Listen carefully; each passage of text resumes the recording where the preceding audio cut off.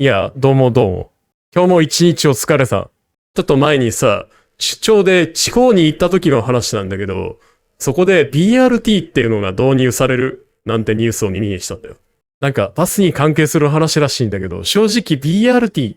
なんじゃそらって感じだったんだよな。でも、よくよく調べてみたら、これがまたなかなかに賢い交通システムだってことが分かってさ、今日はその話をちょっとさせてくれよ。BRT って一体何なんだ？まず、BRT ってアルファベットで書くからなんか小難しく感じるよな。これはね、バスラピッドトランジットの頭文字を取ったものなんだ。日本語にすると、バス高速輸送システムって感じかな。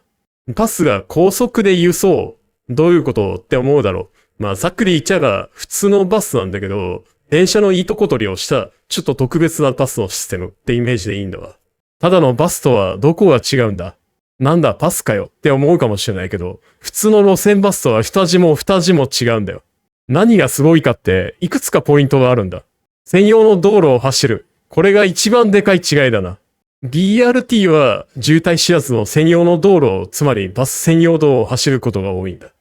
場所によっては昔鉄道が走ってた線路跡を舗装して使ったりするんだよ。そうすると一般の車に邪魔されないから、いつも時間通りにめちゃくちゃ早く走れるんだ。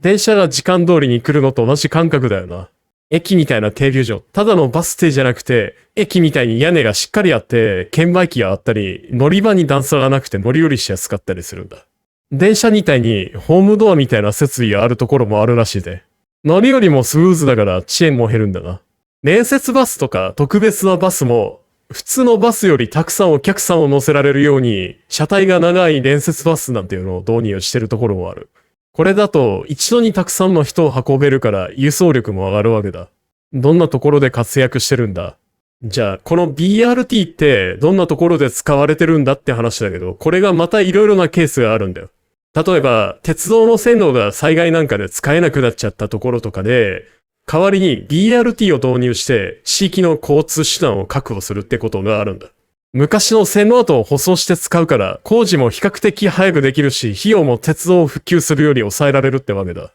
東日本大震災の被災地とかでも実際に導入されて活躍してるんだよ。あとは都市の新しい交通手段としても注目されてるな。電車を新しく敷くのは莫大な費用と時間がかかるだろ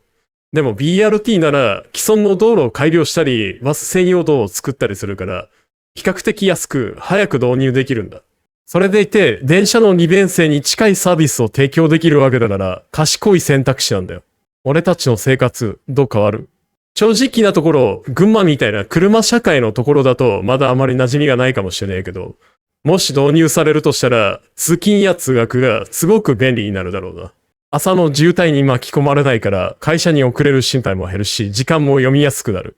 まあ、まだまだ新しい交通システムって感じだけど、BRT って来たら、あれはバスなんだけど、電車みたいに速くて時間も正確、しかも専用の道路を走る賢いバスのシステムかって思っとけば、ユースの見方もちょっと変わるかもしれねえよ。まさかバスがここまで進化するなんて、面白い世の中になったもんだよな。